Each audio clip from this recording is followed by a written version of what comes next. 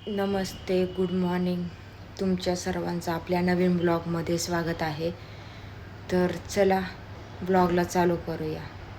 मी blog जरा उशिरा चालू करते, त्यामुळं पहिलेच मी पीठ मळून ठेवलेलं आहे. हे पाहू शकता. चला भाजी करूया. आज मी शेपूची भाजी करणार आहे.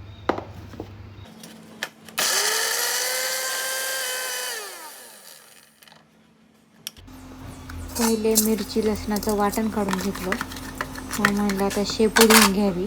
शेपू जर व्यवस्थित धुतली असेल तर त्याच्यात राहिलेली थोडीफार माती ती पूर्ण निघून जाते आणि जो भाजी केल्यावरती मातकटपणा येतो किंवा तो माती लागते ती लागत नाही. त्यामुळे व्यवस्थित शेपू धुवून घेतली मी भाजीसाठी. भाजीची तयारी चालू झाली.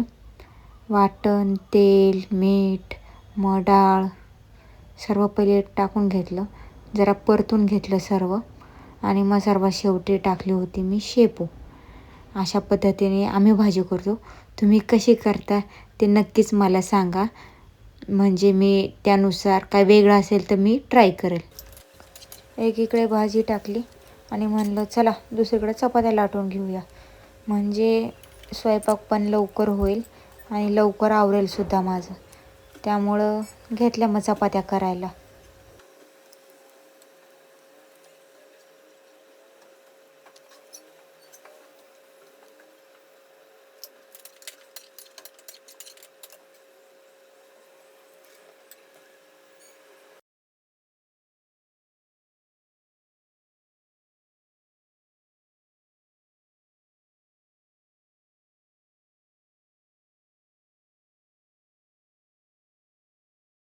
स्वयंपाक झाला.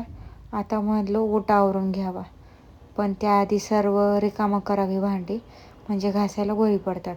आणि त्यातून ती भांडी घासलेली जी होती ती मांडायची होती. तर मग काय लागलं तयारीला. आणि आज म्हटलं चला सर्व धुवून घ्यावं ओटा वगैरे. मग त्याआधी ओटा साफ करायला पाहिजे. तुम्ही पाहत असाल की ओटा किती घाण आहे, म्हणत पण असाल की किती खराब आहे हे पोरीचा ओटा वगैरे. तर चला आता ओटा आवरून घेते. सर्वात पहिले कालची भांडी जी होती ती मांडून घेते आणि मग त्याच्यानंतर ओटा धुवायला सुरुवात करते. ही भांडी मांडायचं म्हणजे एक नवीन टास्क आहे असं मला वाटतं. एवढं जीवावर येतं ना माझ्या भांडी मांडणं, म्हणजे असं वाटतं की नको भांडी मांडायलाच नको, कोणीतरी मला हेल्प करावी भांडी मांडण्यासाठी. पण काय करणार, पर्याय नाही भांडी मांडण्याशिवाय. जर ती व्यवस्थित मांडली तर कुठं ओटा आपला स्वच्छ दिसतो, नाहीतर नुसता पसारा बघतच असाल तुम्ही किती पसारा वाटतो ओट्यावरती. आता हा पसारा आवरते. भांडी पण मांडून झाली. आता चला ओटा वगैरे धुवून घेते. मग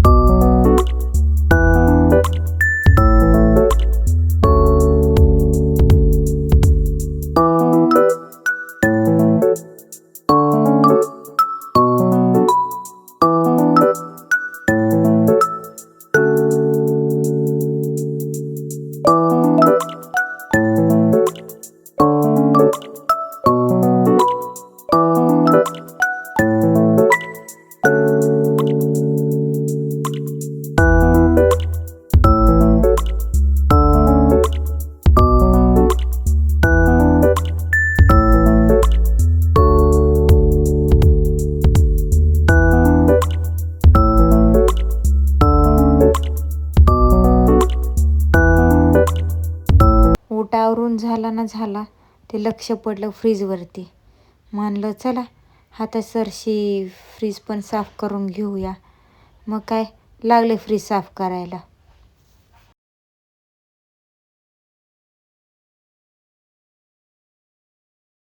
काल जे लाडू आणले होते हे डिंकाचे पौष्टिक लाडू ते आता मी भरून ठेवते. हे घरीच बनवलेले आहेत आम्ही. जर कोणाला याची रेसिपी पाहिजे असेल तर नक्की सांगा. याची रेसिपी मी नक्कीच आपल्या यूट्यूब चॅनलवर टाकेल. काल जे आणलेले लाडू ते भरून झाले, पण भरता प्रॉब्लेम असा झाला की लाडू आणता निम्म्यापेक्षा जास्त लाडू फुटलेले होते. मग काय वळले आणि मग भरले. लाडू भरून झाल्यावर पाहिलं तर कपडे. म्हणलं चला आज काही काम संपत नाही. मग घेतले कपडे आणि टाकले वाळत.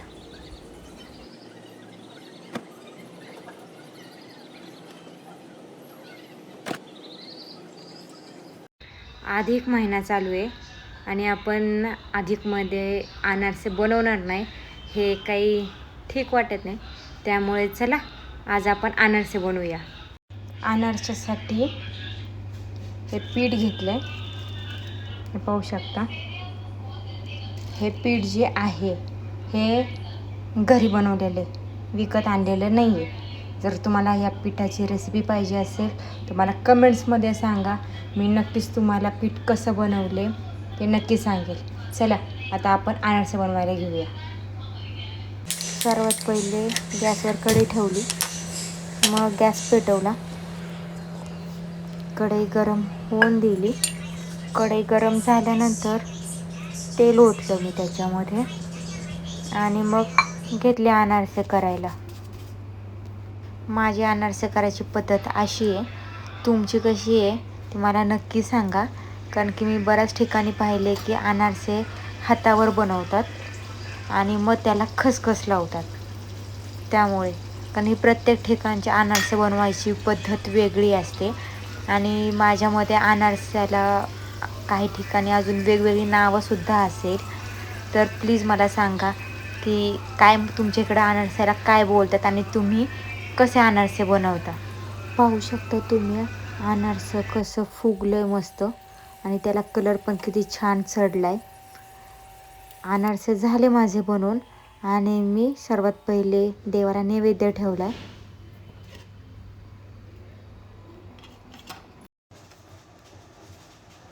आता मी टेस्ट करून पाहते अनारसा कसं झाले.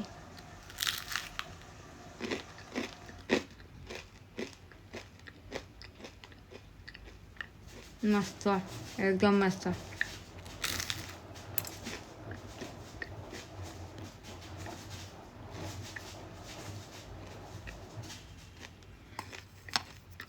मला माहीत नाही तुम्हाला आवाज येतो की नाही येतो, पण अनारसं मस्त कुरकुरीत झालेलं आहे.